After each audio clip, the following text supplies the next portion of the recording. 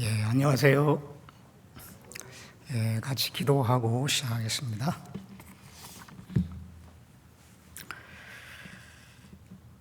거룩하시고 살아계신 우리 아버지 하나님, 우리를 죄 가운데서 주님의 그 보배로운 피로 구속해 주시고 주님의 복음을 위해서 또 교회 안에서 수고하며 봉사하며 주님을 위해서 살게 하신 거 참으로 감사를 드립니다. 이 마지막 시대에 우리가 더욱더 정신을 차리고 하나님의 뜻 가운데 행해야 되는 줄 압니다. 날로 죄악으로 충만해져가는 이 세상 가운데 우리를 거룩히 구별시켜 주시고 주님 쓰시기에 합당한 지체들이 될 수 있도록 우리 각 사람들을 인도해 주시기를 바라고 합니다.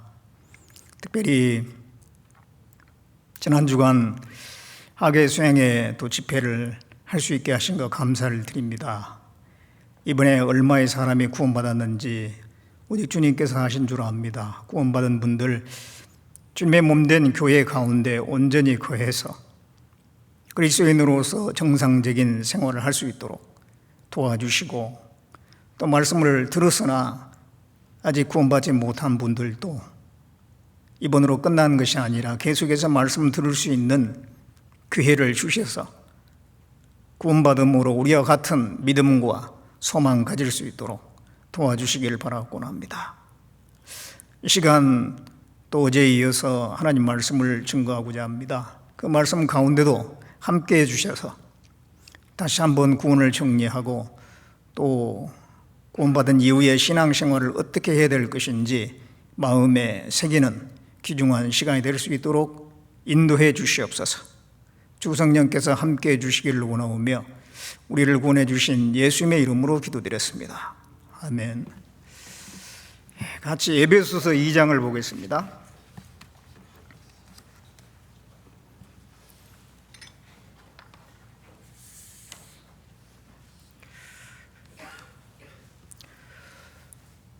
에베소서 2장 1절부터 7절까지 제가 읽겠습니다. 너희 허물과 죄로 죽었던 너희를 살리셨도다. 그때 너희가 그 가운데서 행하여 이 세상 풍속을 좇고 공중의 권세 잡은 자를 따랐으니 곧 지금 불순종의 아들들 가운데서 역사하는 영이라. 전에는 우리도 다 그 가운데서 우리의 육체의 욕심을 따라 지내며 육체와 마음에 원하는 것을 하여 다른 이들과 같이 본질상 진노의 자녀였더니 긍휼에 풍성하신 하나님이 우리를 사랑하신 그 큰 사랑을 인하여 허물로 죽은 우리를 그리스도와 함께 살리셨고 너희가 은혜로 구원을 얻은 것이라. 또 함께 일으키사 그리스도 예수 안에서 함께 하늘에 앉히시니 이는 그리스도 예수 안에서 우리에게 자비하심으로써 그 은혜의 지극히 풍성함을 오는 여러 세대에 나타내려 하심이니라. 지난 주간에 학예 수양회 온라인 집회가 있었습니다. 이번에 첫날부터 어제까지 말씀을 통해서 하나님이 살아계시다는 것, 그리고 이 성경이 하나님의 말씀이라는 것을 배웠고, 그리고 그 하나님 앞에 각자가 어떠한 운명에 있는지, 죄인으로 태어나서 죄 가운데 살다가 지옥에 갈 수밖에 없는 그런 운명에 있다는 것도 배웠습니다. 그리고 이제 그러한 죄인이 어떻게 해서 천국에 갈 수 있는지 그 구원의 복음에 관한 말씀도 들었습니다. 복음을 이제 두 번에 걸쳐서 말씀을 해주셨는데 잘 들으셨으면은 이제 내가 천국에 갈 수 있다, 또 죄사함 받았다, 구원 받았다, 영생 얻었다라고 하는 그런 확신이 생겼을 것입니다. 이 구원받는다라고 하는 것은 너무도 소중한 것이죠. 이 구원은 온 천하보다 귀한 것입니다. 온 천하를, 온 세상을 다 줄 테니까 구원 달라, 바꿀 수 없거든요. 이 구원은 나의 영원한 운명을 결정하는 것이고, 영원한 것이기 때문에 이 세상 것은 다 지나가는 것이잖아요. 순간적이고 일시적인 것인데 이 구원은 영원한 것입니다. 그렇기 때문에 그 영원한 것을 일시적인 것과 바꿀 수가 없는 거죠. 그래서 이 구원을 받았다고 하는 것은 가장 큰 복을 받은 것입니다. 그거 하나만 있으면은 뭐 다른 거 없어도 상관없어요. 그만큼 이 구원은 절대적으로 중요한 것입니다. 오늘 이 시간에는 그 구원에 대해서 간단하게 정리하고 구원받은 이후에 신앙생활에 대해서 말씀을 좀 드리려고 합니다. 이 방금 읽은 이 본문에는, 이 말씀에는 구원 전에 어떤 상태에 있었는데 구원받은 이후에 얼마나 또 고귀한 영광스러운 신분이 됐는지 그것을 나누어서 말씀을 하고 있습니다. 예수님의 은혜와 사랑을 깨닫기 전과 그 이후를 대비해서 말씀을 하고 있습니다. 구원받기 전과 구원받은 이유가 분명히 다릅니다. 신분이 다르고 영원한 운명이 달라졌습니다. 우리가 구원받기 전에는 어떤 신분이었냐? 하나님 앞에 죽은 자요, 하나님의 진노의 자녀였습니다. 방금 읽은 그 말씀이 그걸 말씀하고 있어요. 에베소서 2장 1절에 너희 허물과 죄로 죽었던 너희를 살리셨도다. 허물과 죄로 죽었었습니다. 구원받기 전에. 죄는 사망을 가져옵니다. 죄의 싹은 사망이요, 그런 말씀이 있는 대로 죄로 말미암아 사망이 오는데 그 사망은 세 가지죠. 영혼의 사망, 영혼이 죽고 몸이 죽고 그 다음에 이제 지옥까지 가는 것, 그게 사망입니다. 그게 죄로 말미암아 온 겁니다. 먼저 이 죄로 말미암아 영혼이 죽었죠. 에스겔 18장 4절에 보면 모든 영혼이 내게 속한지라 아비의 영혼이 내게 속한 같이 아들의 영혼도 내게 속하였나니 범죄하는 그 영혼이 죽으리라. 범죄하는 영혼이 죽으리라. 죄는 그 영혼을 죽게 만듭니다. 죽는다라고 하는 것은 하나님과 관계 단절을 얘기해요. 하나님과, 원래는 아담이 하나님과 연결되어 있었죠. 아담이 죄 짓기 전에는 하나님이 나타나시고 하나님과 대화할 수 있었습니다. 그런데 아담이 선악과를 따먹고 죄를 범하고 난 뒤에는 하나님 앞에 쫓겨나서 하나님을 만날 수가 없잖아요. 그 영혼이 죽은 겁니다. 하나님과 관계 단절이 된 거예요. 그렇지만 육체가 바로 죽진 않았습니다. 그러나 나중에 이제 어느 정도 세월을 살다가 육체가 죽었어요.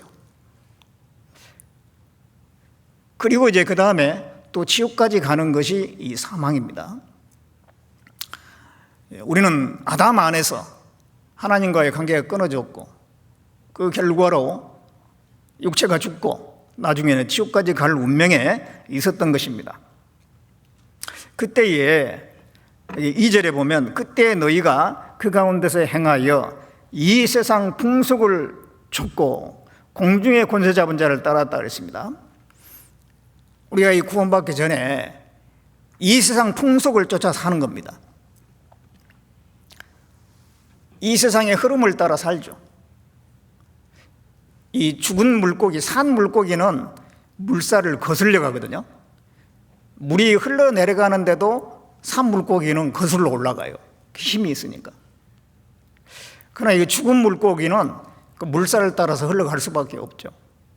그런 것처럼 하나님 앞에 죽은 자는 이 세상을 따라서 흘러가는 거예요. 이 세상의 풍습과 전통과 시대 정신이나 그런 걸 따라서 살아가는 것입니다. 그래서 회교 문화 국가에서 태어난 사람은 그 문화대로 사는 거예요. 그 풍속대로 살아요.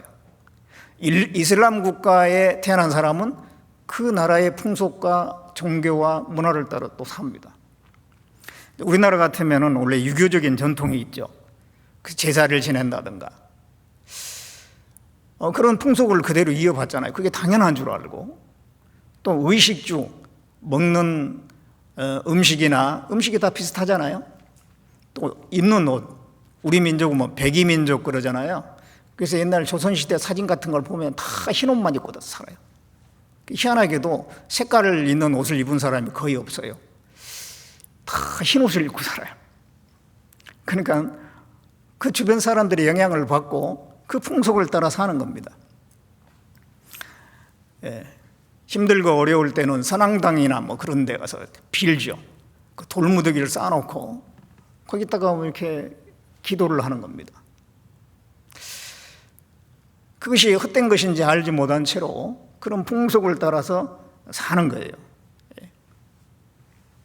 그리고 이제 공중 권세 잡은 자를 따랐다 그랬어요. 이 공중 권세 잡은 자가 누구냐면 사탄입니다. 이 사탄을 따라서 살아요.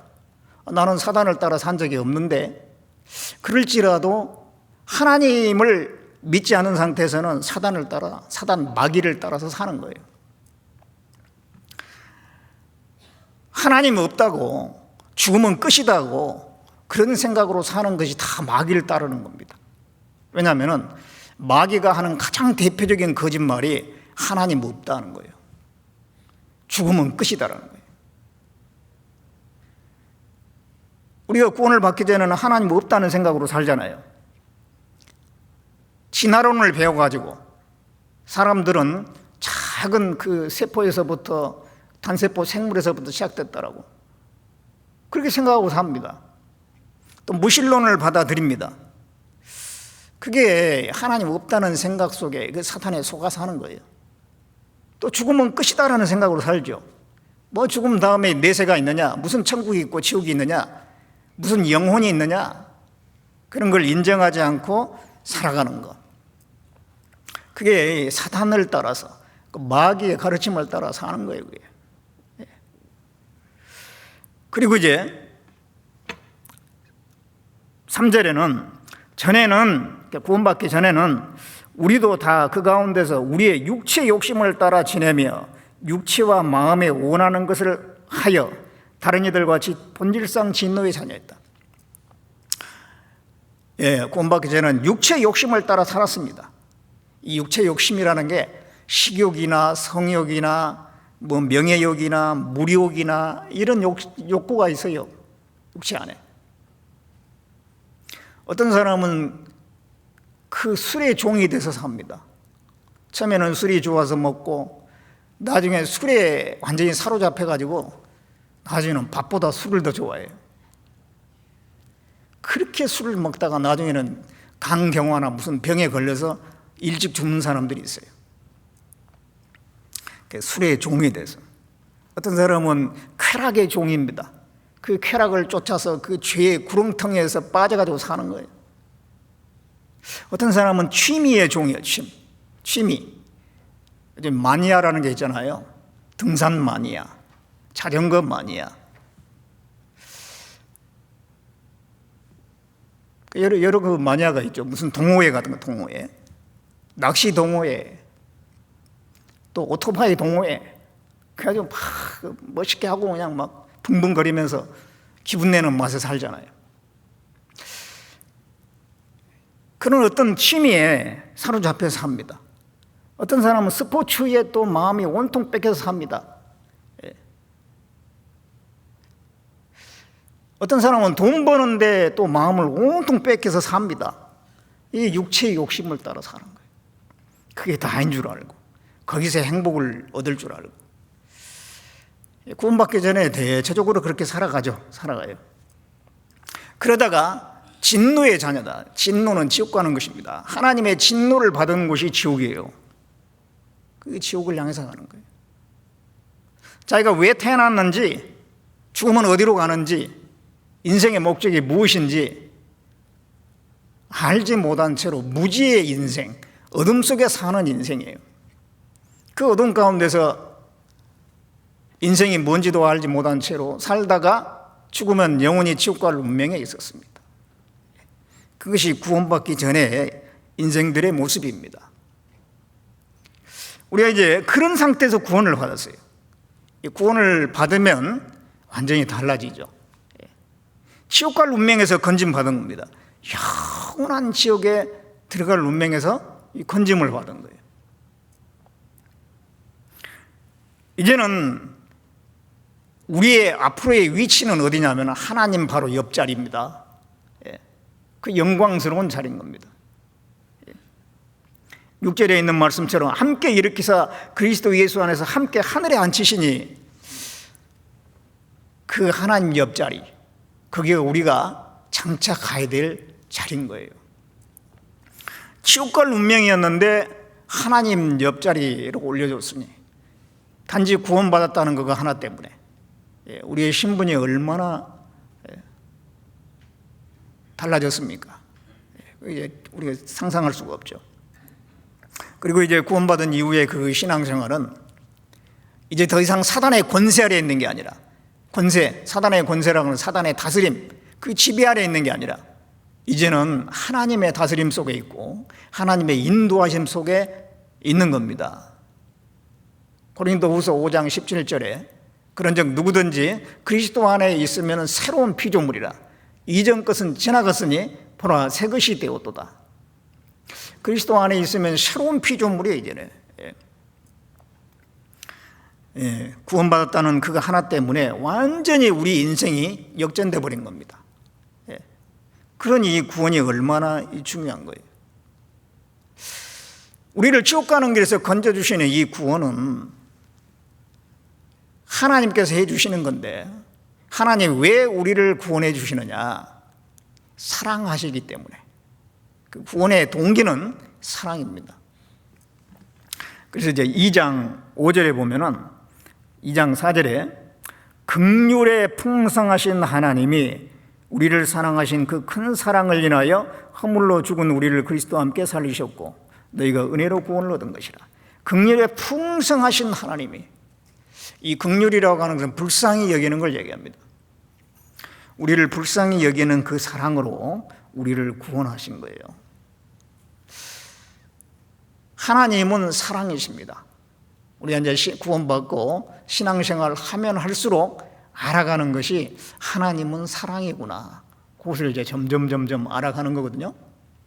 구원받을 때는 조금 알고, 구원받은 이후에 계속해서 하나님은 정말 사랑이시구나. 그것을 알아가게 되어 있습니다. 하나님은 그것을 우리에게 가르치기를 원하셔요. 하나님은 사랑 본체시거든요. 그것을 알기를 원하셔요. 여기 이런 말씀이 있습니다. 하나님이 우리를 사랑하시는 사랑을 우리가 알고 믿었노니 하나님은 사랑이시라. 이 성경을 통해서 하나님의 사랑을 깨닫습니다. 구원받을 때. 그리고 이제 점점 더 알아가는데 하나님은 사랑이시라는 거예요. 사랑. 그 사랑이 이제 여러 가지 방법으로 이렇게 나타났는데, 하나님의 사랑이 여러 가지 방법으로 나타났어요. 하나님이 그 만드신 피조물들 있잖아요. 동물들 보면은 동물들도 그 새끼를 얼마나 사랑한지 몰라요. 이게 이제 이 사자가 그 새끼 사자랑 같이 걸어가는데 그 눈이 어디에 있어요? 그 새끼한테 있잖아요. 그 맹수를 할지라도 새끼를 바라보는 눈은요 얼마나 사랑스럽게 바라보고 있습니까? 이런 마음이 어떻게 생겼을까요? 코끼리도 그 새끼를 얼마나 그 애지중지하고 보호합니까? 곰도 그 새끼 사랑합니다. 그렇죠? 자, 이 동물들이요, 이 펭귄 같은 경우도 이 알로 이렇게 먼저 나는데 그 알이 부화되기까지 발등위에다 올려놓고 그 알이 이제 땅하고 닿으면 그냥 주로 얼음이잖아요. 남극, 북극에. 그러면 안 돼요. 그러니까 발등위에다 올려놓고 계속 이걸 부화될 때까지 견디거든요. 나중에 이제 부화돼가지고 이렇게 새끼가 됐는데 계속 이렇게 품어주고 그 사랑이 보이잖아요. 사랑이요. 이 짐승들을 통해서 하나님의 사랑을 알 수가 있어요. 이런 짐승들이 그런 모성애를 가지고 부성애를 가지고 하나님 그렇게 만들어 주신 거예요. 하나님이 집어넣어 주신 거죠. 사랑이신 하나님께서 그 피조물들에게 그걸 집어넣어 주시는 겁니다. 사람도 부모가 자녀를 얼마나 사랑합니까? 심지어는 자녀를 위해서 죽기도 해요. 그런 사랑을 하나님 주신 겁니다. 어떤 죽을 위기에 있다. 둘 중에 한 사람이 죽어야 되는데 거기서 자식이 있고 부모가 있다. 아버지가 있고 아들이 있다. 그러면은 아버지는 틀림없이 자기가 죽는 것을 선택합니다. 자식이 죽는 걸 선택 안 해요. 자기가 죽고 자식은 살기를 바라요. 그 속에 이 근본적인 사랑이 있기 때문에 그런 건데, 그 사랑은 하나님이 넣어주신 거예요. 사랑의 본체가 되신. 그래서 그런 피조 만물을 통해서 하나님의 사랑을 알 수가 있고, 무엇보다도 예수 그리스도를 통해서 하나님이 사랑이시라는 것을 알 수가 있어요. 여기 하나님이 세상을 이처럼 사랑하사 독생자를 주셨으니, 하나님이 이 세상 속에는 저와 여러분이 들어가 있잖아요. 하나님이 나를 사랑하신 거예요. 일단 나가 중요하잖아요. 나를 사랑했는데 얼만큼 사랑했냐? 이처럼 사랑했어요. 독생자를 주시기까지. 이 독생자가 바로 하나님의 아들 예수 그리스도인데, 그 예수님을 내주시고 십자가에 못 박혀 죽기까지 우리를 사랑하셨다는 것입니다. 그만큼 어떻게 보면은 하나님의 아들 그리스도보다 나를 더 사랑한 거잖아요. 그러니까 나를 위해서 예수님을 내줘버린 거죠. 그 예수님을 통해서 하나님이 우리를 얼마나 사랑하는지 나타났어요. 자, 우리는 잘난 것도 없잖아요. 이 말씀 보면 우리가 아직 죄인 되었을 때, 하나님 앞에 의롭게 살고, 하나님 앞에 내세울 만한 게 없잖아요. 죄인이었습니다. 그런데 그리스도께서 우리를 위하여 죽으심으로 하나님께서 우리에 대한 자기의 사랑을 확증하셨느니라. 나는 잘한 거 없는데 나를 위해서 예수님을 내주시고, 또 예수님은 십자가에 죽기까지 그 길을 가시고, 그럼으로써 하나님이 우리를 사랑하신 사랑을 나타내 주셨다라고 하는 것입니다. 이러한 사랑에 관한 말씀은 한 번에 모두 깨달을 수 있는 말씀이 아닙니다. 이게 계속 우리가 신앙생활을 하면서 더 알아가고 더 깊이 알아가고, 그 사랑의 깊이와 넓이와 높이와 길이가 있다고 그랬거든요. 그걸 더 알아가는 거죠. 여기 있는 말씀에도 하나님의 사랑이 우리에게 이렇게 나타난 바 되었으니 하나님이 자기 독생자를 세상에 보내시면 저로 말미암아 우리를 살리려 하심이라. 하나님의 사랑이 우리에게 어떻게 나타났느냐? 먹을 걸 주시고 공기를 주시고 물도 주시고 그런 것도 사랑이지만은, 예수님을 나를 위해서 보내주셔서 나를 살리려고 했던 거, 지옥 가는 길에서 구원해 주시고 사망에서 나를 구원하려고 하는, 거기에 하나님의 사랑이 나타났어요. 사랑은 여기 있으니 우리가 하나님을 사랑한 것이 아니요 오직 하나님이 우리를 사랑하사 우리 죄를 위하여 화목제로 그 아들을 보내셨습니다. 우리 죄를 위해서 화목제로 그 아들을 보내셨습니다. 이 죄를 해결하는데 다른 방법이 없는 거예요. 그 예수 그리스도께서 오셔서 죽으셔야만 했던 것입니다. 다른 방법이 있다면 그렇게 할 이유가 없겠죠. 예를 들자면은 스스로 노력해가지고 자기 죄를 해결할 수 있다든가, 스스로 자기가 자기를 정결케 할 수 있다든가, 자기 죄 문제를 해결할 수 있는 사람이 있다면 굳이 예수님이 내려올 필요가 없죠. 아무도 그렇게 할 수가 없는 겁니다. 내가 내 마음을 정하게 하였다, 내 죄를 깨끗하게 하였다 할 자가 누구냐? 아무도 자기 죄를 해결할 수가 없어요. 이 세상에 가장 착한 사람도 죄가 없는 사람은 아니에요. 한 개의 죄라도 있거든요. 가장 착한 사람도 속에 죄의 기질이 있으니까 죄를 지을 수밖에 없는 거예요. 그리고 그 죄를 자기 힘으로 해결할 수 있는 사람은 아무도 없어요. 그러니까 예수님이 오셔야 되는 거죠.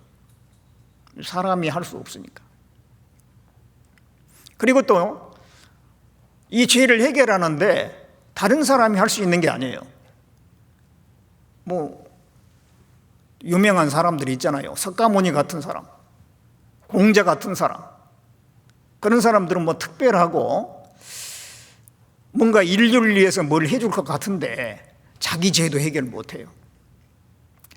석가나 공자나 뭐 무슨 소크라테스나 무슨 대단한 무슨 종교적인 인물들 어떤 사람도 구원하지 못합니다. 부모가 자식을 위해서 대신 죽을 수 있을까요? 부모가 자식을 위해서 대신 죽을 수도 없어요. 부모도 죄인인데 어떻게? 그러니까 이 사람 중에서는 다른 사람을 구원할 사람이 없으니까 예수님이 오신 거예요. 성경에 이렇게 말씀하고 있습니다. 다른 이로서는 구원을 얻을 수 없나니 천하 인간의 구원을 얻을 만한 다른 이름을 우리에게 주신 일이 없습니다. 다른 이로서는 구원을 얻을 수가 없어요. 예수님 말고 인간을 구원할 아무런 사람이 없기 때문에 하나님이 예수님을 보낼 수밖에 없었다 이 말이에요. 독생자. 그 독생자라고 하는 것은 그러면 예수님이 또 어떤 태어난 적이 있는가? 어떤 교파에서 얘기한 것처럼 아버지 하나님 있고 어머니 하나님 있고 그 사이에서 예수님이 태어났나? 그런 게 아닙니다. 독특한 형태로 이게 존재하는 아들 하나님이에요. 시작도 없고 끝도 없고 영원에서 영원까지 계시는 하나님 자신이에요. 또 그 독생자 예수 그리스도도 하나님이세요. 아버지 하나님, 예수님, 성령님 다 하나님인데 또 한 분이에요. 한 분. 그걸 삼위일체라고 하는데요. 그걸 우리가 다 이해할 수는 없지만 분명히 성경에는 그렇게 말씀하고 있어요. 그 예수님이, 하나님이신 예수님이 이 땅에 오신 것은 우리를 구원하기 위해서입니다. 예수님이 오셔가지고 하신 일이 많이 있어요. 2000년 전에 이스라엘 땅에 오신 예수님께서 죽은 자를 살리기도 하시고 또 병든 자를 고치시고 귀신을 내쫓고 문둥병자를 고치시고 많은 일을 하셨는데 가장 예수님이 하셨던 위대한 일은 십자가에 죽으셔서 피 흘려서 우리를 구원해 주신 것입니다. 베드로전서 2장을 보겠습니다. 베드로전서 2장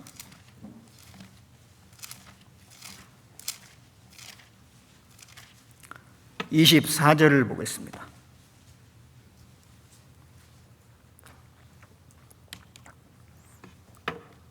이 장 24절에 같이 읽어보겠습니다. 친히 나무에 달려 그 몸으로 우리 죄를 담당하셨으니 이는 우리로 죄에 대하여 죽고 의에 대하여 살게 하려 하심이라. 예.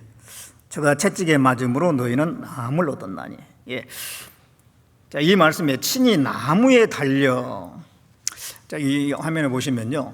친히 나무에 달려. 이 나무가 십자가입니다. 십자가. 친히 나무에 달려 그 몸으로 우리 죄를 담당하셨어요. 그리고 우리 죄를 해결하셨어요. 이게 예수님이 하신 최고의 일입니다. 자, 이 나무에 달렸다. 십자가 나무인데요. 그 당시 십자가는 가로목이 있고 세로목이 있어요. 세로목에다가 가로목을 이렇게 딱 끼워가지고 이 십자가 형태를 만드는 겁니다. 그 십자가에 못 박혀 죽는 것인데, 그는 역대 인간이 개발한 형벌 중에서 가장 잔혹한 형벌이라고 그래요. 사람들이 형벌을 많이 만들어냈거든요. 그런데 이 십자가형이 가장 잔혹해. 왜냐하면 사람이 바로 안 죽으니까. 바로 죽어버리면 고통이 별로 없잖아요. 근데 십자가형은 한번 못 박히면 심지어는 일주일 내내 놔두는 거, 죽을 때까지. 그러니까 그 매달려서 얼마나 고통을 당하겠어요. 가장 혹독한 그 형벌이 십자가인데요. 그 십자가를 지기 전에 먼저 태형에 처합니다. 태형, 삐 때리는 거. 예수님도 그 채찍을 맞으셨잖아요. 한 120대 정도 이렇게 맞으신 겁니다. 지금도 태형에 처하는 나라가 있거든요. 어떤 죄를 지면은 태형 10대, 태형 20대.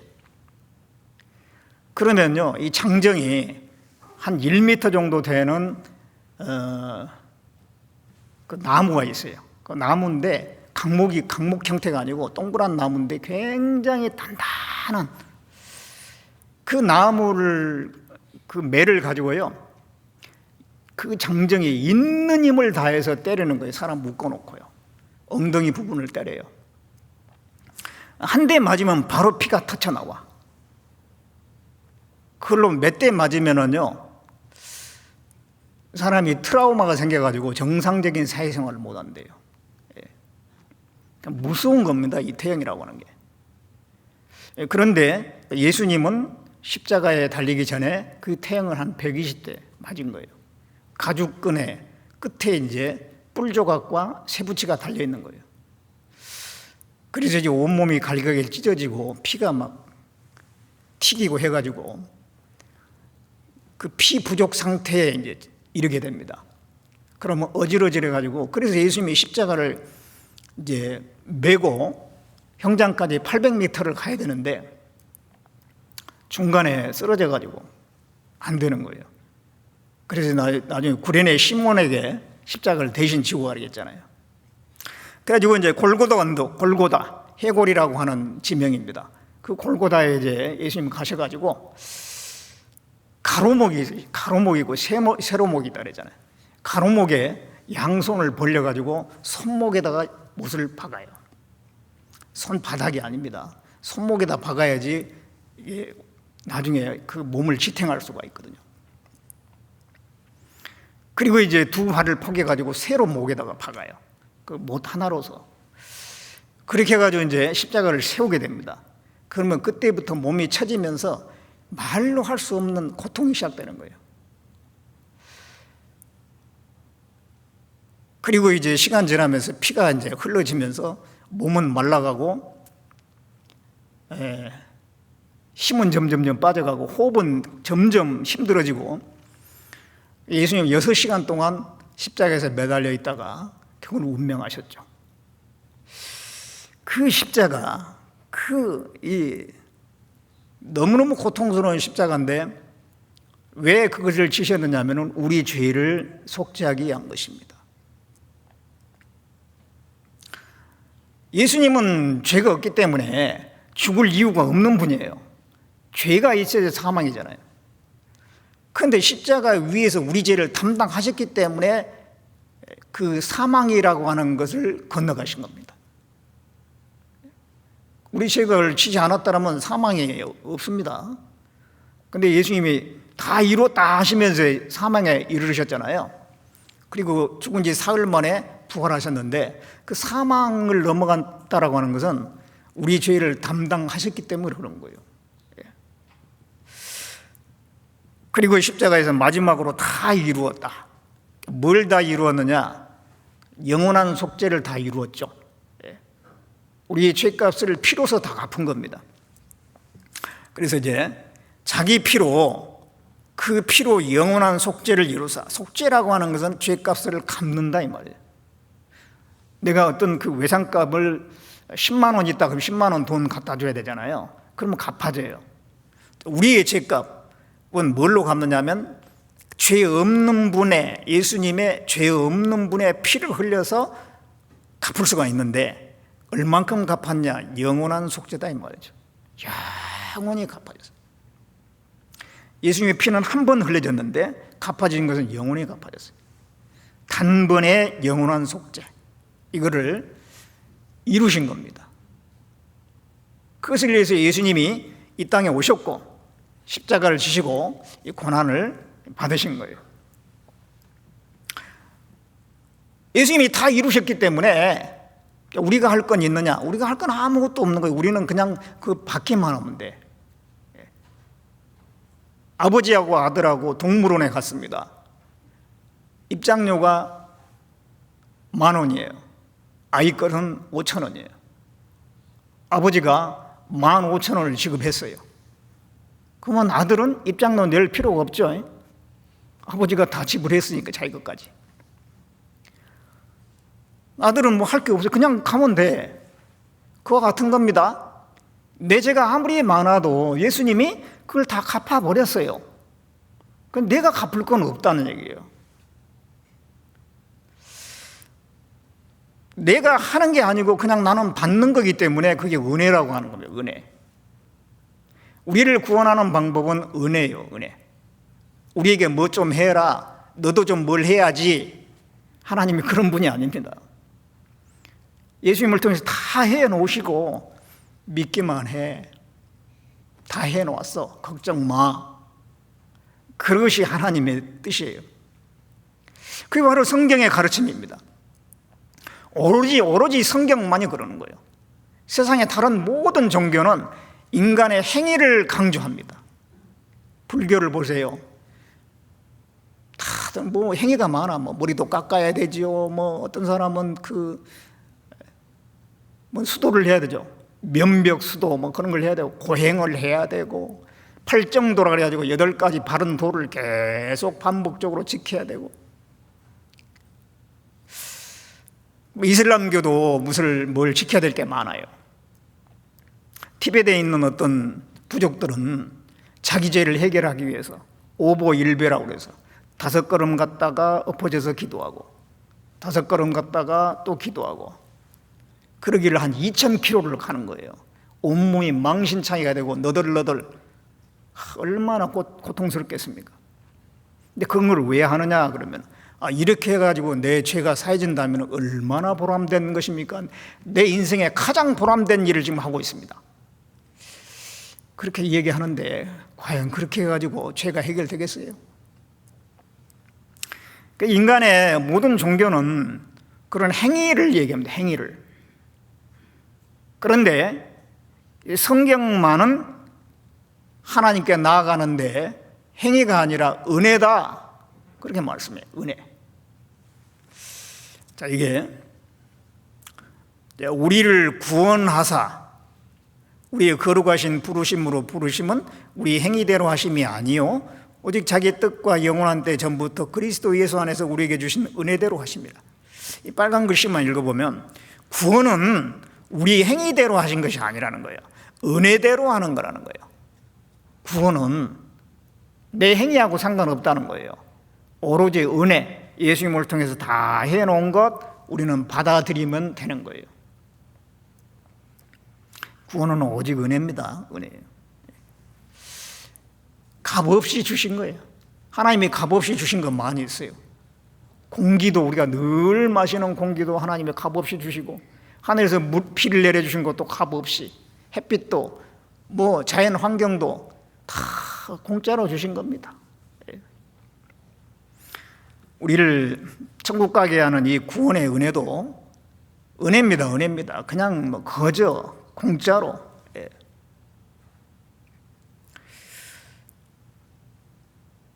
부모가 자녀를 키우는 가운데 다 이 무료잖아요. 무료. 먹여주고 입혀주고 학교 보내주고 건강관리해주고 뭐 해주고 다 나중에 다 적어놨다가 나중에 크면 돌려받는 거 아니죠? 그냥 무료예요. 무료.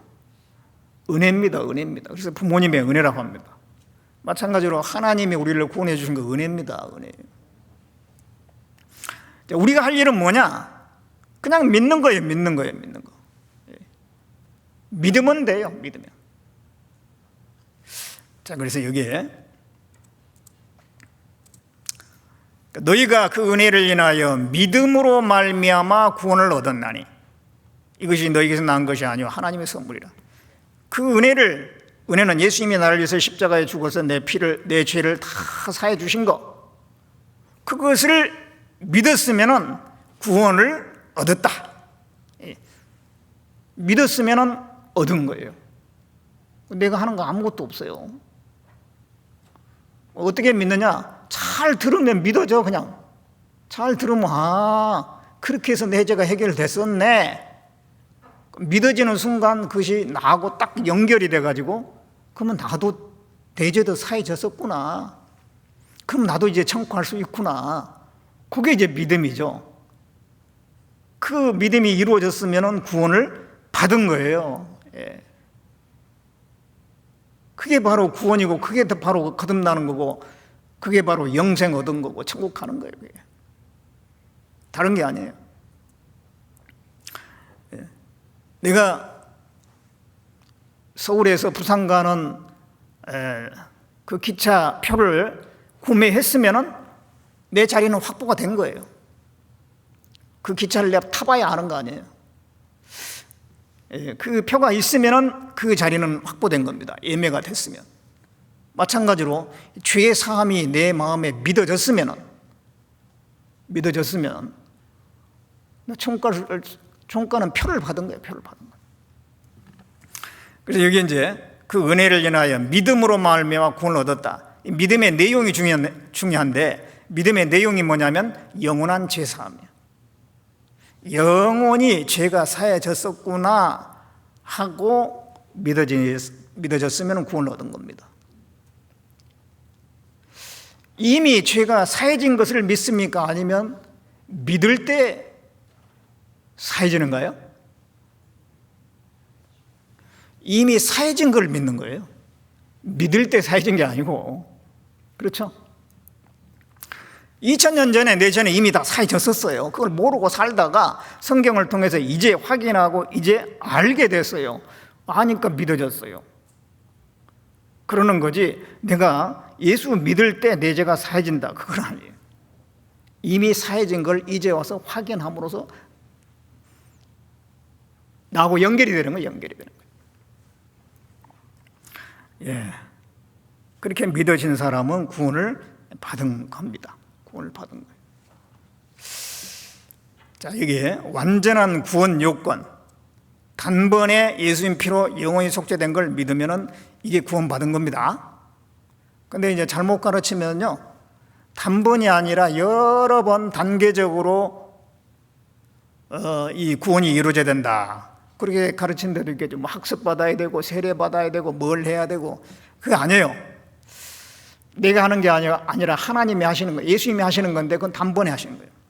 또 예수님의 피로 구원을 받는 건데, 뭐 주의를 열심히 지켜야 되고, 뭐 직분 지켜야 되고, 헌금 많이 해야 되고, 눈물 흘려야 되고, 이건 다 인간의 행위입니다. 이런 게 아닙니다. 오로지 예수님의 피로 영원한 속죄를 이루어진 걸 믿어야 되는데, 과거 죄는 사했는데 앞으로 지을 죄는 내가 늘 회개하고 자백하고 그래야만 사해진다라고 생각하면 잘못 믿고 있는 거예요. 큰 죄는, 작은 죄는 사해졌는데 큰 죄가 어떻게 사해지냐? 살인죄가 어떻게 사해지냐? 그것도 잘못 믿고 있는 거예요. 아담죄는 사했는데 내가 짓는 죄, 자범죄, 내가 짓는 죄는 내가 해결해야지. 이게 다 잘못된 겁니다. 영원한 속죄, 과거, 현재, 미래 모든 죄를 영원히 다 사해 주신 겁니다. 그걸 믿는 게 구원이에요. 완전한 구원 요건, 단번에 예수님 피로 영원히 속죄된 것을 믿으면 이게 완전한 구원인 겁니다. 예. 자, 이렇게 이제 구원을 받았다. 예. 그러면은 취소가 안 돼요. 한 번 구원은 영원한 구원이에요. 또 내가 죄 짓고 또 내가 하나님을 떠나가지고 또 내 마음대로 살고 그러면 다시 구원이 취소되고 다시 또 지옥 가냐? 그게 아닙니다. 내 죄가 영원히 앞으로 지을 죄까지 다 사해졌다는 것이 믿어졌잖아요. 실제 예수님은 앞으로 지을 죄까지 내 평생 모든 죄를 다 사했어요. 그렇기 때문에 그 사실을 깨달은 사람의 구원은 취소가 안 되는 겁니다. 한 번 아들로 태어났는데 어떻게 그게 취소가 됩니까? 이렇게 말씀합니다. 내가 저에게 영생을 주오니 영원히 멸망치 아니할 터이요. 또 저희를 내 손에서 빼앗을 자가 없느니라. 저희를 주시는 내 아버지는 만유보다 크심에 아무도 아버지 손에서 빼앗을 수 없느니라. 영생을 주오니, 믿는 자, 죄사함 믿는 자가 영생을 얻는데, 그렇게 해서 영생을 얻은 사람은 영원히 멸망치 아니한다 그랬어요. 한번 그렇게 영생 얻으면 영원히 멸망치 않아요. 하나님이 탁 쥐고 있는 거예요. 아무도 아버지 손에서 빼앗을 수가 없어요. 이제 나는 하나님의 것이 됐어요. 그 하나님 손에서 누가 나를 뺏어가 가겠습니까? 그래서 한 번 구원받은 건 영원히 영원한 구원입니다. 이게 보장됐어요. 예. 단지 내가 이 말씀을 듣는 가운데 믿어졌는데 그것으로 말미암아 이렇게 내 신분은 달라진 거예요. 나는 이제 하나님 우편에 갑니다. 예. 이제 천국은 이제 딱 결정된 거예요. 결정됐어요. 예, 이 우리가 가는 이 천국은요 너무너무 이게 놀라운 곳입니다. 예. 이 엄마 뱃속에서 한 10달 살죠. 태어나가지고 70년, 80년 살죠. 그 다음에 영원한 세계가 있습니다. 사람은 3생을 살죠. 엄마 뱃속에서 살고, 그 다음에 태어나가지고 70년, 80년 살고, 그 다음에 영원히 사는데, 이 엄마 뱃속의 10달하고 이 세상에 태어나서 70년, 80년하고 완전히 달라요. 엄마 뱃속에는 뭐 없죠, 별로. 캄캄해요. 근데 이게 태어나보면 이 세상에 5만 가지가 다 있어. 너무너무 다른 세계예요. 70년, 80년 살다가 하나님 앞에 가면요, 거기는 훨씬 더 많은 것이 있는 거예요. 정말 이 세상에서는 볼 수 없는 그런 것으로 이 천국은 가득 차 있어요. 엄마 뱃속과 이 세상과의 차이처럼 이 세상과 천국하고는 너무너무 차이 있어. 하나님 우리에게 위대한 것을 주려고 하신 겁니다. 단지 우리가 믿음으로 그 천국에 가게 됐어요. 자, 우리 이제 구원받았다. 그래서 이제 이런 말씀을 듣고 깨달은 사람은 구원받았다라고 얘기해요. 근데 구원받았다 그러면은요, 어떤 분들은 다른 교회 다닌 분이 또 그런 경우가 있어요. 아니, 구원받았다고 그런 말 하면 안 된다고 하던데, 우리 목사님은. 구원을 이루어 간다고 얘기하던데, 또 구원을 기다려야 된다고 얘기하던데. 그런 말씀도 성경에 또 있긴 있거든요. 그럼 이걸 잘 구분을 해야 돼요. 이 구원이 세 가지가 있거든요. 이 구원에 세 가지 구분이 있어요. 세 가지 구분이 있는데, 영혼 구원이 있고 생활 구원이 있고 몸의 구원이 있어요. 이 영혼 구원은 어떻게 봤냐면, 예수님이 영원히 우리 죄를 사해 주셨잖아요. 그거를 믿었으면은 이 영혼 구원을 받은 거예요. 이번에 깨달았으면은 과거형이 되는 거죠. 이미 받았으니까. 영혼 구원은 이렇게 받는 겁니다. 믿었으면은 이미 받은 거예요.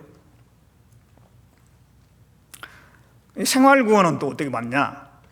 이제 그렇게 해서 이제 구원받은 사람이 성령의 인도를 받아요. 성령, 하나님 말씀으로 인도해 주시는데, 그 말씀의 인도를 받는데, 그 말씀의 인도받는 대로 복종하고 순종해서 살아감으로써 현재 이루어가는 거예요. 그러다가 이제 예수님이 오시면은 이 몸의 구원이 이루어지죠. 예수님이 재림하실 때에 이 몸이 변화돼서 올라가요. 변화됨으로써 이제 받는 겁니다. 자, 근데 이 세 가지 중에 뭐가 제일 중요하냐 그러면 영혼 구원이 가장 중요해요. 말씀을 쭉 듣는 가운데 죄 사함을 확실히 받았으면은, 이 영혼 구원 받았으면은 이 몸의 구원은 자동적으로 이루어지는 거예요. 예수님이 오시면은 영혼 구원 받은 사람은 다 데려가거든요. 다 데려가요. 우리가 잠잘 것이 아니요 마지막 나팔에 순식간에 호련이 다 변화돼서 올라간다라고 고린도전서에 기록하고 있어요. 예수님이 공중 재림하실 때 구원받은 사람들은 다 데려가요. 그건 주님이 하실 일이지 내가 걱정할 일이 아니에요. 주님이 알아서 다 데려가십니다. 이사 갈 때 애들이 뭐 아장아장 걸어대는 애도 있고 뭐 여러 애들이 있어요. 애를 많이 나누면 그 애들이 말이죠, 이사 가는데 새로운 집에 가는데 부모가 나를 안 데려가면 어떻게 하지? 새로운 집도 모르는데 걱정할 필요 있어요? 안 해도 돼요? 부모가 알아서 다 챙겨갈 거예요. 걱정할 거 없어. 가장 중요한 그 아이들을 부모가 다른 살림살이는 뭐 깜빡 잊고 놓고 할지라도 애들은 다 챙겨가거든. 제일 중요한데. 마찬가지로 이 세상에 떠나서 영원한 세계로 이제 옮겨가는 겁니다. 주님 오실 때. 근데 구원받은 사람을 놓치고 빠뜨리고 가겠어요? 구원받은 사람은 다 챙겨가셔. 그때 이제 우리 몸이 변화되는 거예요. 여기 보시면 In an instant, they are given new, beautiful, immortal bodies. 이 몸이 이렇게 나이가 들고 하면 점점 시들시들해지잖아요. 그런데 완전히 새롭게 되는 겁니다. In an instant, they are given new, beautiful, immortal bodies. 그래서 이제 완전한 몸이 되는 거예요. 신령한 몸이 되는 겁니다. 그래가지고 이제 우리가 올라가요. 그래서 이 구원받은 사람은 그날을 기다리죠. 이게 우리 곧 성령의 처음 익은 열매를 받은 우리까지도 속으로 탄식하여 양자 될 것 곧 우리 몸의 구속을 기다리느니라. 이 몸의 구속이라고 하는 게 뭐냐면은 몸이 변화돼서 올라가는 걸 얘기하는 것입니다. 그걸 기다려요. 구원받은 사람들은 그날을 기다리는 거예요. 그리고 이제 그날을 기다리면서 이 땅에서 해야 될 일이 뭐냐면은 생활 구원을 이루어가는 거예요. 하나님 말씀을 계속 배우면서 순종하면서 살아가는 겁니다. 이 생활 구원을 잘 이루어가는 사람과 그렇지 않은 사람하고 차이가 있어요. 하나님 앞에 가면 자 여기 그리스도의 심판대가 있거든요. 이 그리스도의 심판대에 가면 상급을 받는 사람이 있고 영광 받는 사람이 있고 또 책망과 부끄러움을 당하는 사람이 있어요. 상과 영광을 받는 사람은 어떤 사람이냐? 이 생활 구원을 잘 이루어가면서 하나님께 순종해서 사는 것에 대해서 하나님이 갚아주시는 거예요. 그런데 어떤 사람은 순종해 살지 않고 제멋대로 살았어요. 그렇다고 해서 지옥 가는 건 아니에요. 이 생활 구원이 좀 부족하다고 해서 지옥 가는 건 아닙니다. 단지 이제 주님 앞에 가면 천국에 가긴 가는데 책망과 부끄러움을 당해요. 그렇다고 지옥 가는 건 아니에요. 그래서 우리는 생활 구원을 잘 이루어가야 됩니다. 자, 가장 중요한 건 영혼 구원이라고 그랬어요. 지금까지 말씀드린 것은 이 영혼 구원 받게 하기 위해서 말씀드린 겁니다. 이 영혼 구원 받았으면 몸의 구원은 당연히 이루어지고 생활 구원도 점점점 이루어져 가는 거예요. 그 정도에 따라서 하나님 앞에 가서 상과 영광의 차이가 있는 겁니다. 그래서 우리는 이 생활 구원을 잘 이루어가야 돼요. 이제 우리 나머지 생애는 하나님의 영광과 기쁨을 위해서 살아가는 것입니다. 이제 고린도후서 5장을 보겠습니다.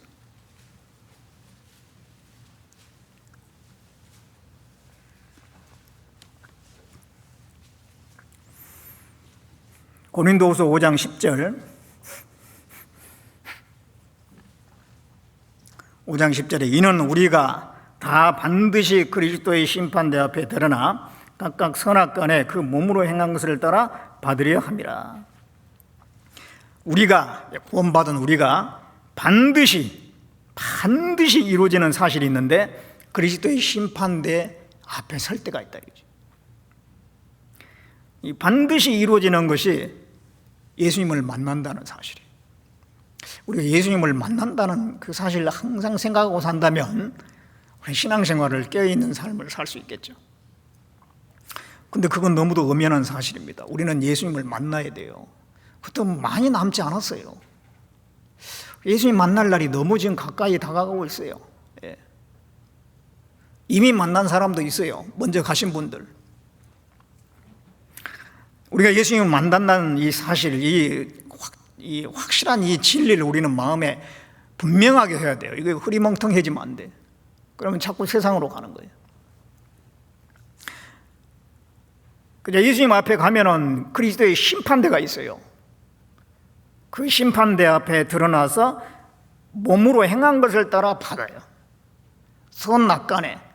선이 뭐냐면 하나님의 뜻대로 행한 것이 선이고 하나님의 뜻이 아닌 것은 악인 거예요.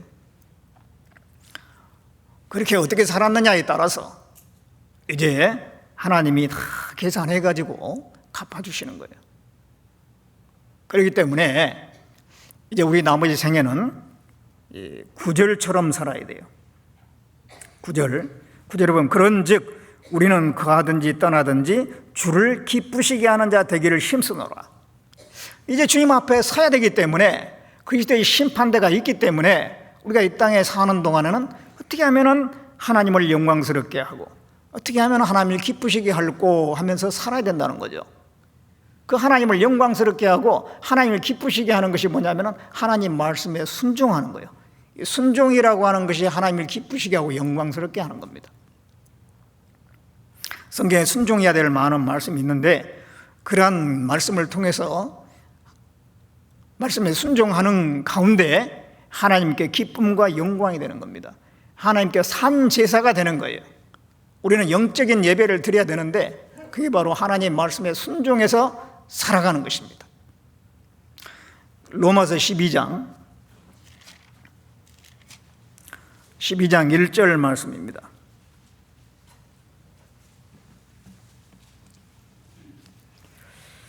로마서 12장 1절에 그러므로 형제들아 내가 하나님의 모든 자비하심으로 너희를 구원하노니 너희 몸을 하나님이 기뻐하시는 거룩한 산 제사로 드리라. 이는 너희의 드릴 영적 예배니라.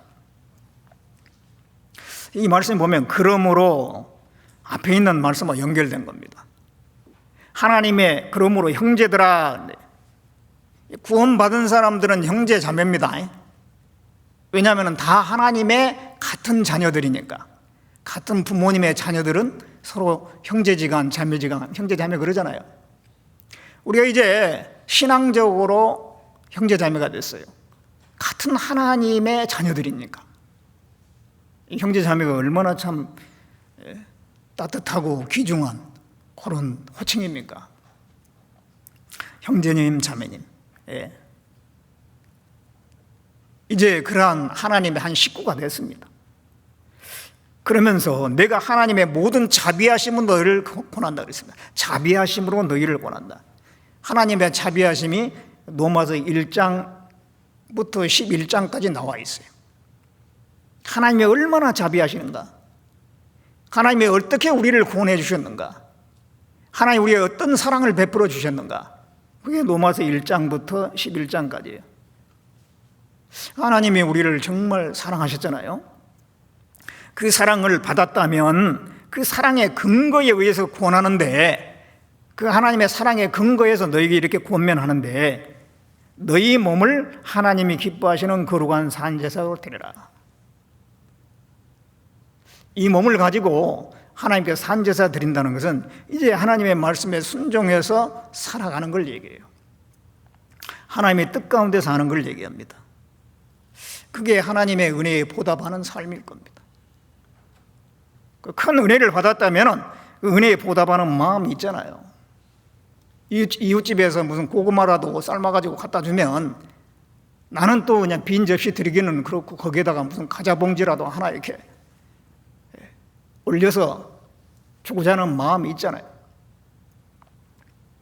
그게 당연한 마음일 겁니다. 저기 강원도 쪽에 양양이라는 도시가 있어요. 양양 앞바다가 있는데 거기 한 고등학생이 헤엄치다가요 물에 빠졌어요. 근데 지나가는 한 군인이 병사가 그 모습을 보고 옷을 벗고 뛰어들어갔어요. 그 고등학생 건지려고 말이죠. 그래가지고 막 한 100m를 수영해가지고 갔어요. 대단하잖아요. 그래가지고 그 학생을 말이지 막 육지 쪽으로 계속 민 거예요. 그리고 그 학생은 살아났어요. 그런데 그 병사는 자기 지쳐가지고 그대로 그냥 바다에 휩쓸려가지고 죽었어요. 그런 일이 있었습니다. 저는 그 기사를 보고 이 고등학생이 자기를 살리기 위해서 이 병사가 한 군인이 죽었다는 거 그걸 나중에 알게 됐을 때 어떤 심정일까? 분명히 아마 그런 생각을 할 거예요. 내가 지금은 돈도 없고 뭐 없지만은 나중에 내가 직장 생활에서 돈 벌면 그 병사의 집에 부모님이랄지 형제간이랄지 내가 반드시 내가 살해를 해야 되겠다. 그런 생각하지 않겠어요? 자기를 살리기 위해서 대신 죽은 사람이 있잖아요. 그걸 어떻게 잊어버리겠어요? 그 은혜에 보답하는 것이 당연한 거거든요. 6.25 때 미군 병사가요, 눈이 수북이 내리는 날인데 그 산 쪽에 이제 움직이다가 아기 울음소리를 들은 거예요. 가보니까 깜짝 놀랄 일이 벌어졌어요. 엄마가 있는데 엄마는 옷을 다 벗고 얼어서 죽었고 그 아이는 엄마 옷으로 다 이렇게 쌓여져 있어가지고 다행히 살아있는 거예요. 그 보니까 엄마가 그 추운 겨울에 피난길에 이 몸은 안 좋고 해가지고 이게 본인이 죽을 것 같으니까 자기 옷을 다 벗어가지고 그 아이를 감싸주고 자기는 얼어 죽은 거예요. 그래서 이제 이 미군 병사가 그 엄마를 그 무덤을 해가지고 무덤을 써서 장사를 지내주고 그리고 그 아이는 이제 데리고 미국으로 가가지고 키운 거예요. 그러니까 나중에 그 아이가 이제 청년이 됐어요. 그래서 그 아이를 데리고 옵니다. 그 산골에 가가지고 그 무덤 앞에 여기가 바로 네 엄마의 무덤이다. 그 아이가 어떻게 했을까요? 네, 여기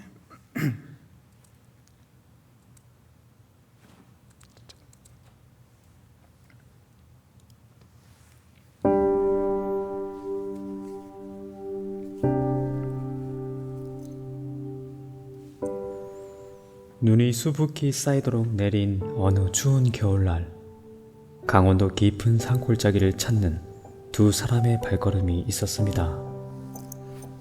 나이가 지긋한 한 사람은 미국 사람이었고 젊은 청년은 한국 사람이었습니다. 눈속을 빠져나가며 한참 골짜기를 더듬어 들어간 두 사람, 마침내 한 무덤 앞에 섰습니다. 이곳이 내 어머니가 묻힌 곳이란다. 나이 많은 미국인이 청년에게 말했습니다.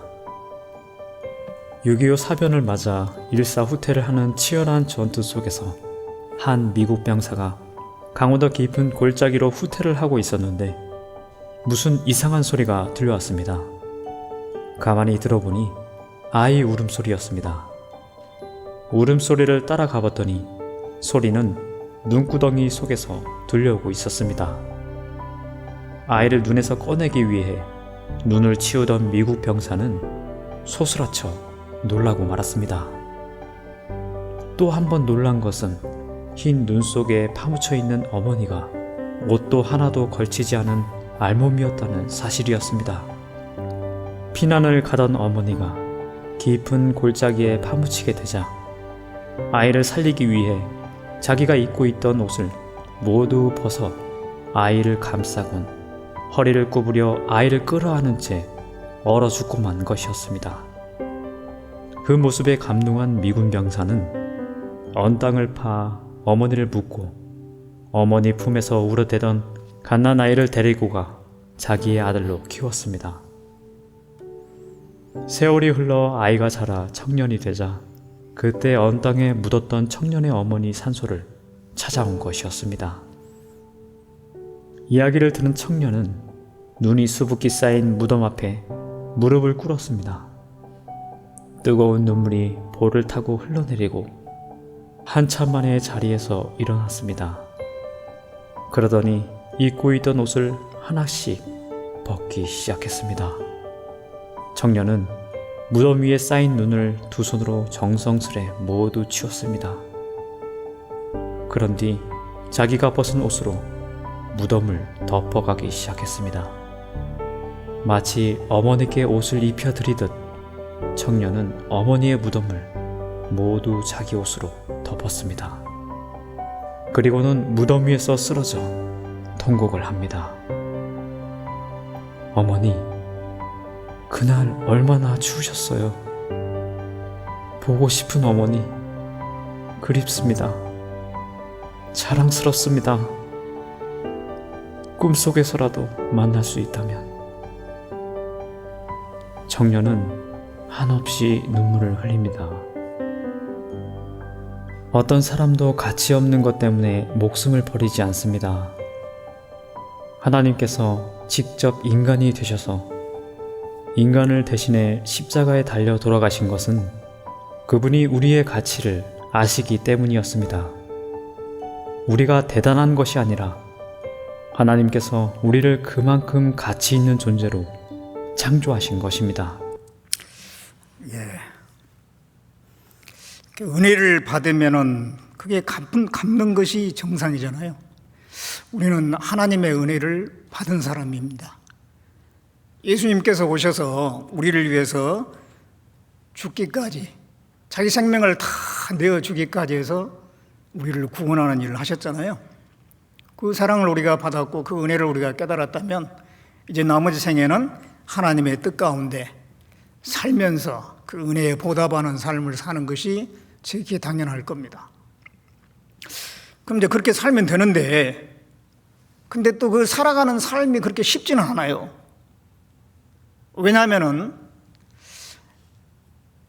구원은 받았지만은 내 안에 죄의 기질이 여전히 있거든요. 죄의 기질이 여전히 있어요. 그러니까 신분적으로는 하나님의 아들이 됐어요. 의인이 됐어요.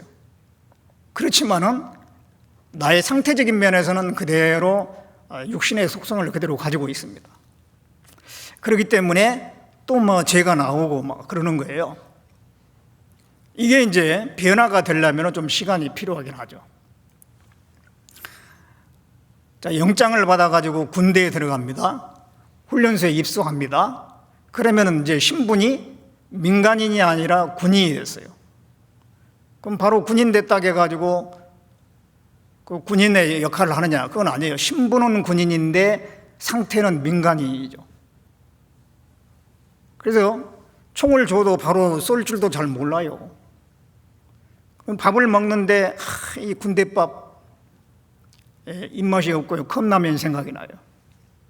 집에 계신 부모님이 생각납니다.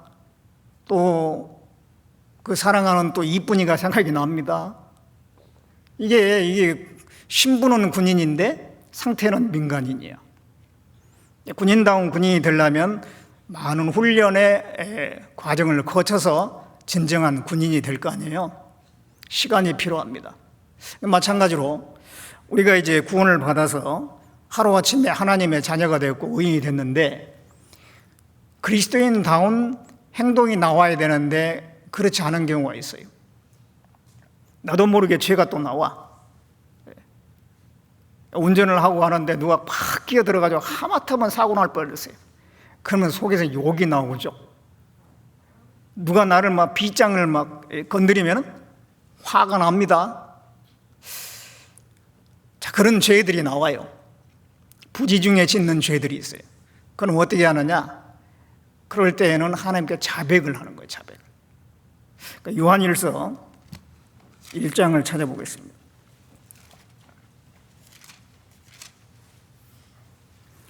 요한일서 1장 9절에 만일 우리가 우리 죄를 자백하면 저는 미쁘시고 의로우사 우리의 죄를 사하시며 모든 불의에서 우리를 깨끗게 하실 것이요. 죄를 자백하라. 내가 어떤 죄를 치면은요 하나님께 자백하는 겁니다. 하나님, 이런 죄를 치면 안 되는데 또 옛 습성을 따라서 또 죄가 나왔습니다. 그러면서 자백을 하는 거예요. 이거는 치욕 갈까봐 자백하는 게 아니라 하나님과의 관계 회복입니다. 죄를 지면 하나님과 관계가 서먹해지거든요. 죄를 자백하고 다시 하나님과의 관계 회복이에요. 예, 자백 안 한다고 해갖고 그 죄가 사해지지 않은 게 아니죠. 이미 십자가에서 그 죄마저도 예수님은 다 죄값을 치렀어요. 자백함으로써 하나님과의 관계 회복을 하는 겁니다. 우리가 여전히 죄의 기질이 있기 때문에 하나님은 이렇게 이런 통로를 통해서 하나님과의 계속적인 교제가 이루어지기를 바라시는 겁니다. 그런데 어떤 죄는요, 좀 고의적이고 또 일부러 짓는 죄도 있어요. 그런 죄는 하나님이 징계를 또 내리시죠. 아이가 작은 잘못이 있고 큰 잘못, 뭐 거짓말을, 큰 나쁜 거짓말 했다든가 아니면 남의 것을 훔쳤다든가 그러면은 말로만 하면 안 되잖아요. 그때는 매를 때려야 돼. 그렇게 해가지고 그 매를 통해서 그러한 나쁜 행실을 완전히 끊도록 만들어줘야 돼요. 하나님께서도 그리스도인들을 징계하십니다. 여러 가지 방법으로 징계를 하셔요. 그러한 죄에서부터 완전히 구별되게 하기 위해서. 그래서 이제 구원받고 난 뒤에 그러한 죄가 나오는데, 그러면 죄 지으면은 자백하고 또 큰 죄 지으면은 징계받고 그걸 계속 반복하면서 살아야 되느냐? 아닙니다. 이제는 신앙이 점점 자라면서 그런 죄에서부터 점점 멀어져야 돼요. 어린아이는 이 다리가 약해가지고 잘 넘어지죠? 잘 넘어져. 근데 어른은 안 넘어지잖아요. 마찬가지로 우리가 신앙이 어렸을 때는 작은 죄에 넘어지기도 하지만, 그러나 이제 점점 1년이 지나고 2년이 지나고 하면요, 이제 그런 죄에 더 이상 매이지 말고 이제는 구별된 삶이 되고 정말 하나님께 산 제사 드리는 삶, 하나님을 기쁘시게 하고 영광스럽게 하는 삶을 살아야 되는 거예요. 그게 이제 정상적으로 성장하는 거예요. 그렇게 가지고 이제 주님을 위해서 우리가 봉사하고 하나님을 섬기고 하나님의 그 복음을 위해서, 교회를 위해서 살아가고 그를 수고한 그 모든 것에 대해서는 하나님이 나중에 갚아주시는 겁니다. 상으로 갚아주셔요. 영광으로 갚아주시는 거예요. 그래서 이렇게 말씀하고 있습니다. 보라, 내가 속히 오리니 내가 줄 상이 내게 있어 각 사람에게 그의 일한 대로 갚아주리라. 하나님을 위해서 일한 거, 거기에 대한 그 하나님이 잊어버리지 않습니다. 반드시 갚아주셔요. 그게 이제 그 상을 받으면 그 영광이 되는 거예요. 여기에 저희로도 그리스도 예수 안에 있는 구원을 영원한 영광과 함께 얻게 하려 함이라. 이제 구원을 받았잖아요. 하나님은 영광도 받기를 원하셔요. 예. 구원받았을 뿐만 아니라 하나님 앞에서 칭찬과 영광을 받기를 원하시거든요. 그러나 우리가 신앙생활을 잘 해야 되는 거예요. 잘 해야 돼. 잘 하라고 그랬어요. 그래서 여기에 운동장에서 다름질하는 자들이 다 달아날지라도 오직 상을 얻는 자는 하나인 줄 너희가 알지 못하느냐? 너희도 얻도록 이와 같이 다름질하라. 예. 운동장에서 경주를 하잖아요. 그럼 상을 받는 사람이 있어요. 그 상을 받는 건 영광이잖아요. 너희도 얻도록 다름질하라. 신앙생활에 이 다름질이 필요한 겁니다. 누워있는 것보다는 일어나는 게 어렵죠. 일어나는 것보다는 걷는 게 더 어렵죠. 걷는 것보다는 달리는 게 더 어려워요. 신앙생활은 누워서 하는 게 아니고 앉아서 하는 게 아니고 걷는 것도 아니고 달리라는 거예요. 그냥 고난이죠, 고난. 고난 받으며 주님의 일을 하는 겁니다. 주님을 따라가는 겁니다. 그랬을 때 우리가 하나님 앞에 가면 상과 영광이 있는 거예요. 상과 영광이 있어요. 그래서 이제 그 상과 영광을 얻기 위해서 우리가 이제 평생 해야 될 거, 반복 실천해야 될 것이 4가지가 있어요. 하나는 말씀을 배우는 겁니다. 말씀을 계속 배워야 돼요. 이 성경 말씀을. 배워도 이게 참 이 말씀을 다 할 수가 없어요. 얼마나 광대한지 몰라요. 기도 생활을 계속해야 됩니다. 교회 생활을 계속해야 돼요. 서로 그리스도인 간의 사귐, 만남이 이루어져야 되는 거예요. 만남. 모임에 참석해야 되는 겁니다. 그 다음에 전도, 이 네 가지를 평생 실천하는 거예요. 이 중에 하나라도 빠지면 좀 신앙생활에 좀 문제가 있거든요. 이 네 가지를 항상 해야 되는데, 그 중에서 이제 구원받은 사람의 가장 중요한 것은 교제 생활입니다. 교회 생활이에요. 교회 생활. 이 교회 생활을 반드시 해야 되는 겁니다. 요한복음 15장을 보겠습니다.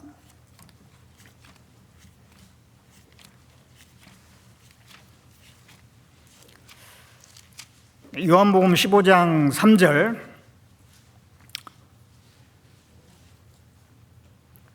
3절부터 5절까지 제가 읽습니다. 너희는 내가 일러준 말로 이미 깨끗하였으니 내 안에 거하라. 나도 너희 안에 거하리라. 가지가 포도나무에 붙어있지 아니하면 절로 과실을 맺을 수 없음같이 너희도 내 안에 있지 아니하면 그러하리라.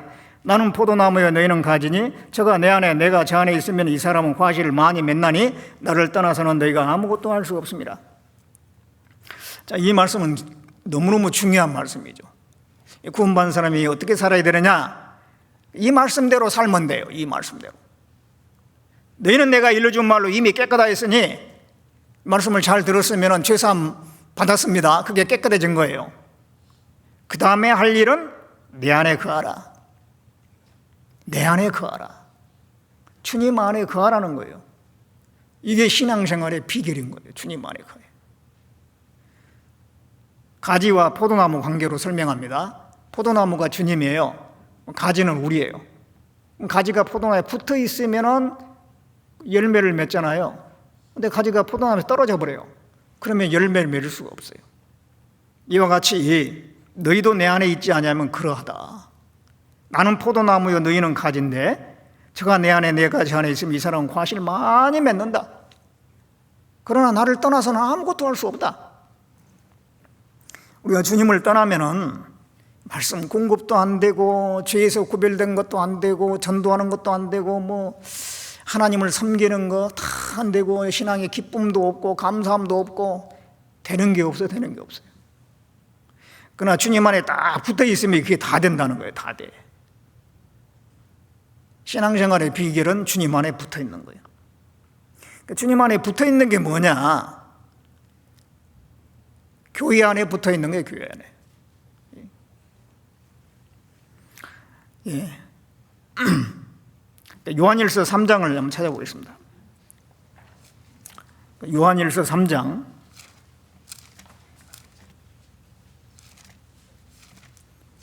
요한일서 3장 23절에 그의 계명은 이것이니 곧 그 아들 예수 그리스도의 이름을 믿고 그가 우리에게 주신 계명대로 서로 사랑할 것이니라. 그의 계명을 지키는 자는 주 안에 거하고 주는 저희 안에 거하시나니. 자, 이게 그 계명이 있는데, 하나님의 계명이 있는데 예수님을 믿고 그 다음에 서로 사랑하는 거라는 거예요. 이 계명을 지키는 사람이 주 안에 거하는 거래요. 그럼 믿는 것이 믿어서 구원받고 그 다음에 구원받은 사람끼리, 여기 서로는 구원받은 사람끼리입니다. 구원받은 사람끼리 서로 사랑하는 거, 그게 계명인데 그걸 지키면은 주님 안에 거하는 거래요. 구원받은 사람이 있는 곳이 교회예요. 교회. 나와 동일하게 구원받은 사람들을 만나고 사랑하려면 서로 만나야죠. 서로 만남을 갖고 상대방을 위해서 내가 수고하고 붙들어주고 섬기고, 그게 이제 사랑이거든요. 그게 주님 안에 거하는 것이라고 분명히 말씀하고 있잖아요. 그러니까는 주 안에 거하는 것은 곧 교회 안에 거하는 것입니다. 예. 어린아이가 태어나면은 어디 안에 있어야 돼요? 가정 안에 있어야 돼요. 그 필수적인 거예요.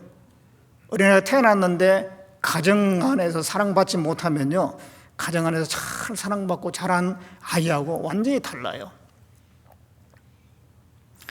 어린애 태어나면은 그 가정에서 부모의 사랑, 형제간의 사랑, 또 주변의 가족, 친척들의 사랑 충분히 받고 관심 받고 자라야 돼. 그 가운데서 그 아이가 정상적으로 자라는 겁니다. 0세부터 3세까지가 그렇게 중요하다고 그래요. 0세부터 3세까지 그 사이에 그 만져주는 걸 많이 만져줘야 된대. 만져줘야 돼. 부모가 만져주고 또 뭐 친척이 와가지고 만져주고 관심 가져주고 안아주고, 예. 그런 사랑을 충분히 이렇게 받잖아요. 그럼 그 아이가 정서적으로나 모든 면에서 문제가 없이 잘 자라는 거예요. 0세부터 3세까지. 근데 그 나이 때에 아무도 만져주지 않고 무관심하면요, 그 아이는 나중에 반드시 문제가 된대요. 범죄자가 되거나 어떤 결격자가 되는 거예요. 성격적으로. 그 루마니아에 차우셰스쿠라고 하는 그런 독재자가 있었어요. 그 독재자가 루마니아 내에 있는 여인들에게 피임을 하지 말고 낙태를 하지 말 것을 그 금지법을 내린 거예요. 그러니까 많은 아이들이 태어났어요. 그런데 경제적으로 너무도 극심한 어려움을 겪었을 때에 그 아이들을 키울 수가 없으니까 다 고아원에 보내게 돼요. 이 고아원에 많은 아이들로만 넘쳐나는 거예요. 그래서 간호사 한 명의 아이 막 40명을 돌보고 그러는 거예요. 거의 방치 상태입니다. 그래가지고 그 아이가요, 거의 한 20시간 동안 계속 천장만 바라보고 있어요. 그 조그만 이제 상자처럼 돼 있는 그런 침대에 그게 눕혀가지고 아무도 그게 밥만 겨우 주고요. 그러니까 돌봐주질 않으니까 하루 종일 천장만 바라보고 있는 거예요.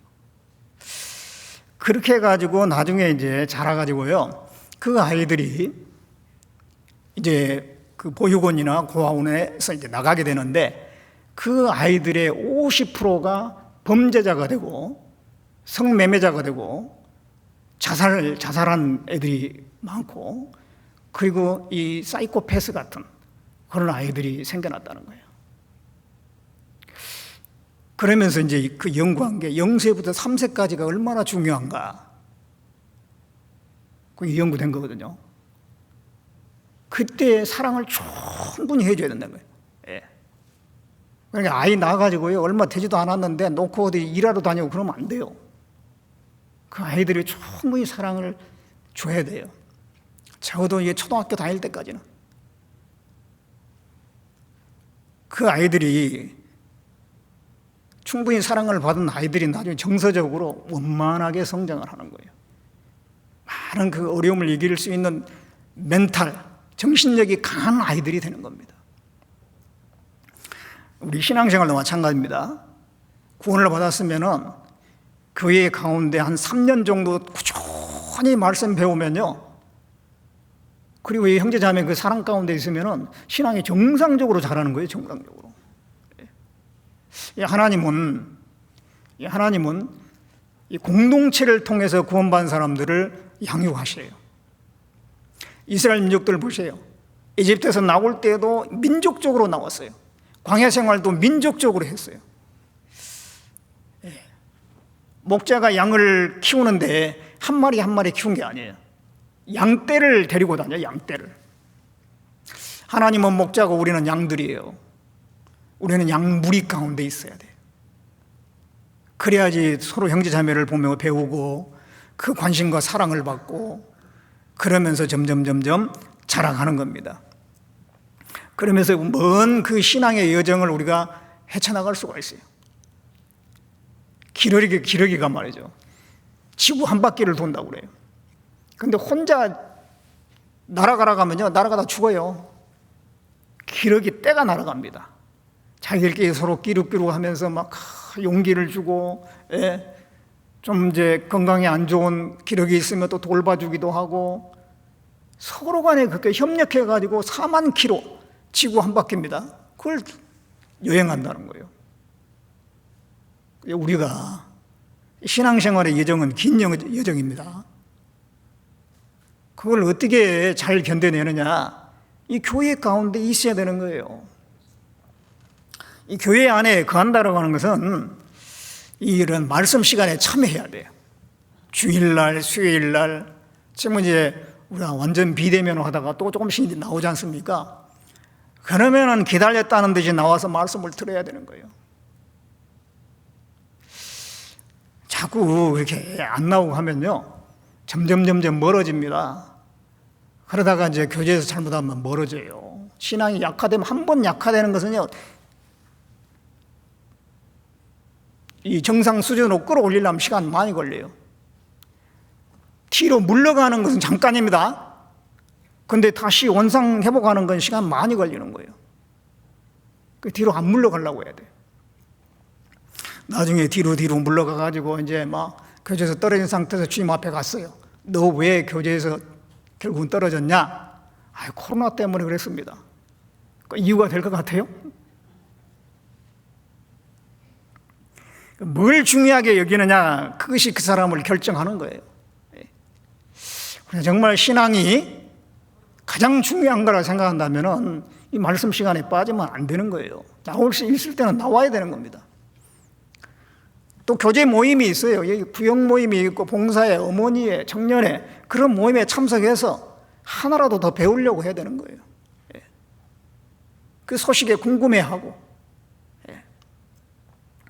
교회 계속 안 나오면요, 교회가 어떻게 돌아가는지 궁금하지도 않으세요? 교회에 좀 나와보고 싶잖아요.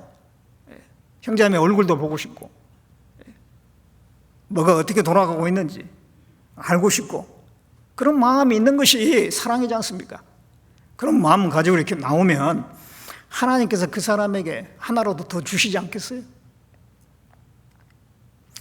그래서 이제 교제 모임도 나오고 봉사도 하고 함께 고난도 받고, 그런 가운데서 신앙이 성장하는 겁니다. 어떤 교회를 선택해야 될 거냐? 당연히 내가 구원받은 교회 안에 머물러 있어야 되죠. 세상에는 많은 교회들이 있습니다만은 정말 그 진리의 말씀을 제대로 전한 데는 드물어요. 내가 구원받은 교회, 복음이 제대로 전해지는 교회, 그 가운데 내가 머물러 있을 때 하나님께서 내게 필요한 것을 다 채워주십니다. 그래서 우리 나머지 생애는 교회 생활이에요. 교회 생활.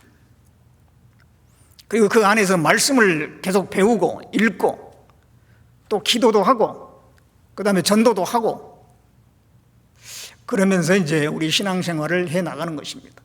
그 네 가지, 말씀, 기도, 교회 생활, 그리고 전도하는 거 꾸준히 내가 힘 닿는 데까지.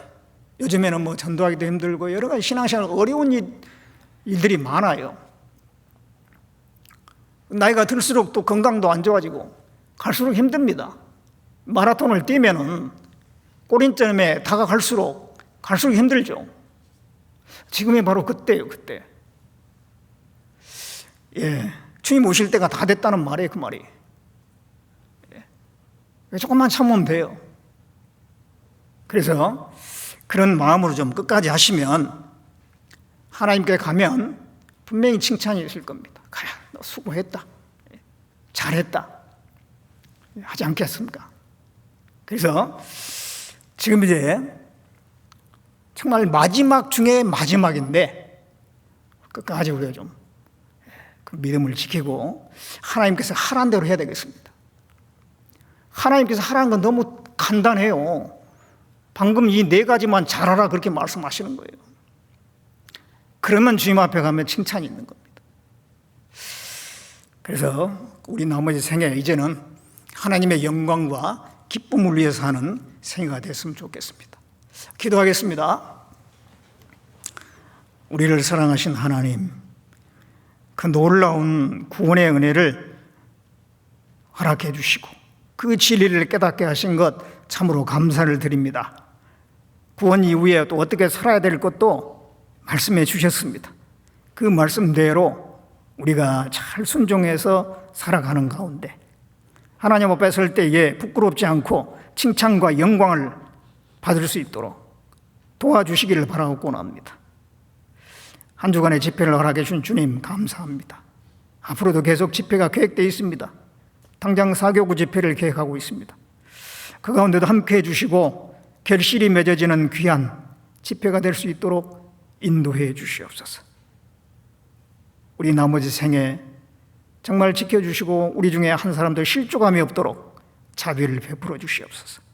우리를 구원해 주신 예수님의 이름으로 기도드렸습니다. 아멘.